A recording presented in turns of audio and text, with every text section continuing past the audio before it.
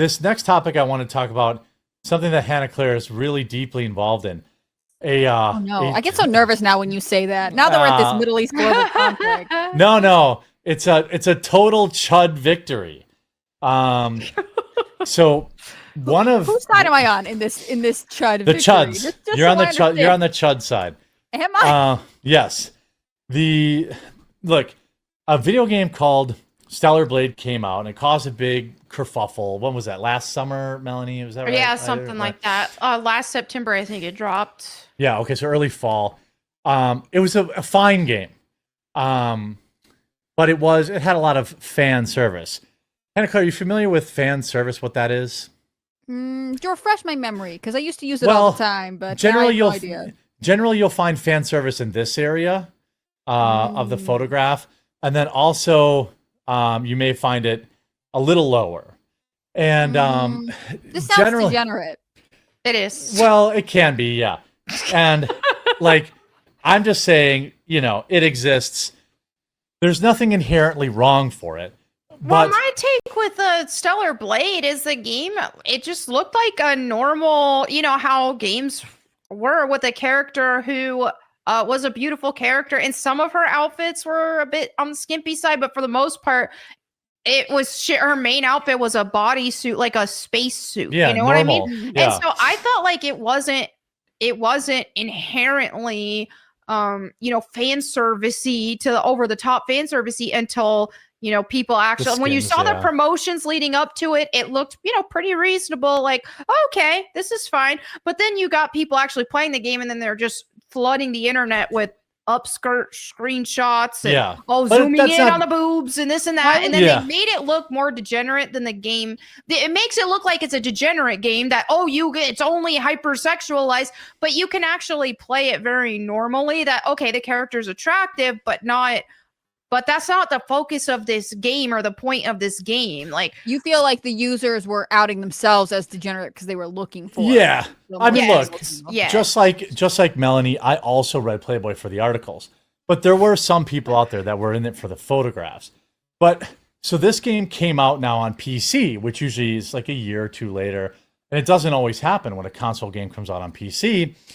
And when you come out on PC, you open yourself up to the modding community. And the game was already, again, because you could play the game completely ungoonery, I would not call this game a gooner game. Yeah, I wouldn't call it a gooner game either, because you can totally play it normal. Yeah, you didn't have to get the skin suit or anything like that. But funny, for those of you that are unaware, there's definitely some funny conversations around where journalists came out and were like complaining about the game, only to find out that this model is based after a real woman. Like, wasn't it like the director's wife? Well, the director's wife did the art direction for it. Yeah, but did the art direction. I will say, though, because a lot of people do want to say she's a 1-for-1 of the actual model, but no, they took creative liberties. Yeah, she's a little juicier. Yeah, but still, I don't think that the problem is her proportions. That's not the issue. It's an art style, and it's not inherently gratuitous. So I don't think that's a problem at all. And I think journalists were really like digging. But when you just look at all this, then yeah, it looks like they actually have a point whenever you see all these. But when you actually see, the base game, then it doesn't look it does not the same. Sorry, let me ask you a simpleton question here. You're saying during the promotion, it wasn't this she wasn't dressed this revealing. It didn't seem that hypersexual. Right. Yeah. When you play the game, you're able to modify it so that you can have a more scandalous. Well, there's some of that, but there also are some outfits that you can unlock that are a bit scandalous. I didn't personally think that they were super over the top until they started releasing later. But this is the base. Yeah. The base This game, is the way the game looks. It's like, that looks fine to me. Yeah, she's like basically fully clothed. But the point is, like, here's another picture. She's just wearing like a bodysuit, She looks like she's going on the Blue Origin space flight, Right, yeah, it's no different than that, yeah. Well, Blue Origins maybe, but hey, philanthropist Lauren Sanchez worked hard on those outfits. I know, I could tell. But so the game came out on PC, and the creator of the game was directly asked, "Hey, what do you feel about how do you take the modding?" Because now basically the underlying question was, people are going to be modding her to be like fully nude, and they're gonna, yeah. And he, more importantly than saying he didn't care about the mods, which I do respect, he shared a point at the end of this article where he said, realistically, there's no way to regulate it. And but he said, we don't have any plans to regulate that kind of content. I trust that everyone is a mature member of society and will act with common sense. But he also said, once you buy the game, closing out his portion of his time together, Kim declared, ultimately, it's a matter of user freedom. Once a person owns the game, how they choose to enjoy it is entirely up to them. Ooh, that's kind of interesting. That is a very rare take in the modern video game space, wouldn't you say, Melonie? In the world of live service I'm kind of in terms of mods, I'm kind of in between on these things. Because at first it's like, oh, why would you stop mods and this and that? Until I heard a point that was made with Capcom games, for example. These are games that use people's likenesses to a very if it's a real person, you're saying, uncanny degree. So it's like, well, that's very disrespectful to the. It's almost to like a deep fake, and it turns into that. When it comes to, because so imagine that you're an actor and your face and your likeness and your body is in a game, and then people are making pornographic content. Yeah. And they're making you into a pornographic looking, like they're making pornography of you essentially. These people have families. These people have, and how would that feel if your sister or your mother or your daughter is, oh, here's a video game she's in, and all of a sudden now you're on the internet and you just keep seeing all these naked mods of your, there is a balance, I think, to be had with these kind of things. But in this case, the character does look really anime. So I don't think she looks pretty far away she doesn't look as like, people aren't going to look at her. People who know the actress, probably like her family members, if they see it, like they're not going to make as much of that connection, even though, yes, there's some likeness there, but there's also heavy adjustments to it. So I do think that makes it a little bit, So that's why I'm kind of in between. I'm not fully. In the rare case, I think in the rare case where it's like literally a 1-for-1 map, I can understand where you're coming from. But like, I think more importantly, maybe you take that on a case-by-case basis, because there are laws around that, by the way. Right.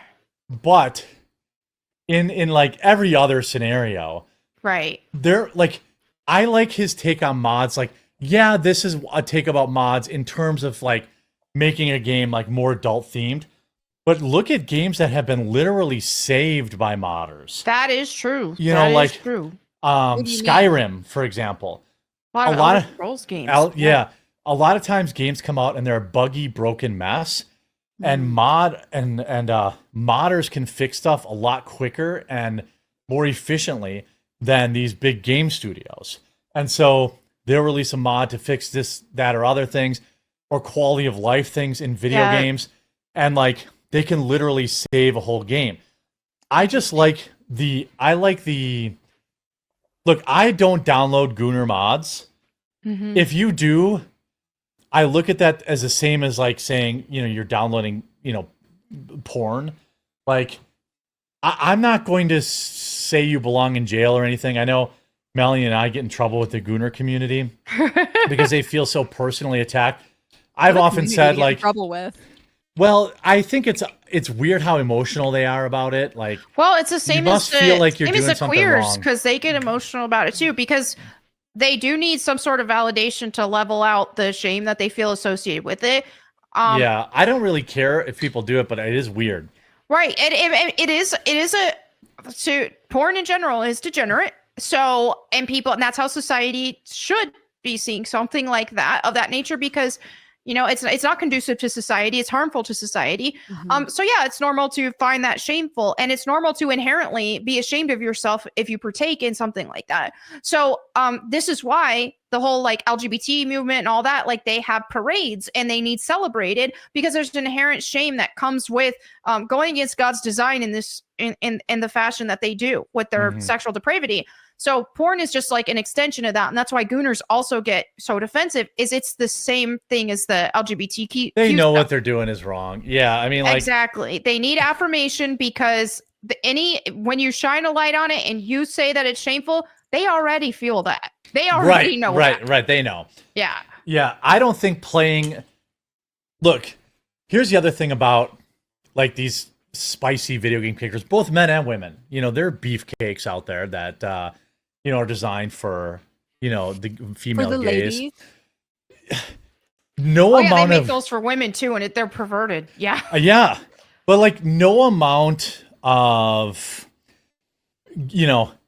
that will fix a bad game. No amount of fan service will fix a bad game for most people. That too. And so like Stellar Blade is a fine game. And even at the time when I was covering it, I was like, don't buy it to own the libs. Buy it if it's a good game. Like that is, you don't want to incentivize like just like hyper-sexualized stuff. Just for the sake of it. It's just like that's what a lot of games will do, is it's just like they want to just try to attract this gooner audience, and so they'll make these games with no substance. You see this a lot with the Chinese made games. There's a lot of those Chinese gotcha games where it's just like, oh, let's just throw some pornographic content in there or some really super slutty and over the top exaggerated stuff. Did Tim's porno game ever come out? Hannah Claire, do you remember? Porno game? No, as far as I know. Yeah, they had a couple of video game ideas, but I don't think any of them come. No, there was one called the same name as his company. Remember, he sued him. Do you remember that? There was a big deal. It was like a huge budget Gooner game, and I can't remember what it was called. I'm trying to remember. Chad, bail me out. It was like I'm saying that in jest, Tim. Don't sue me.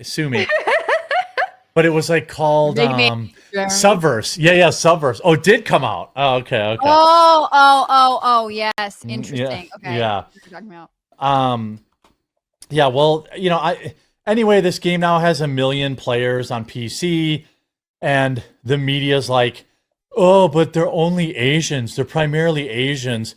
They did the same thing against about Blacksmith Wukong, where like they're like, well, the game's not that popular because only Chinese players play. I'm like, what difference does that make?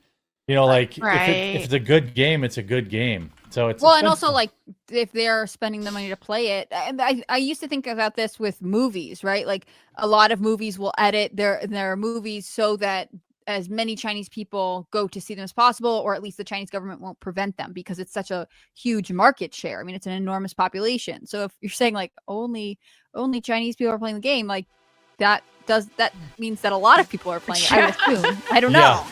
Yeah, they probably don't care.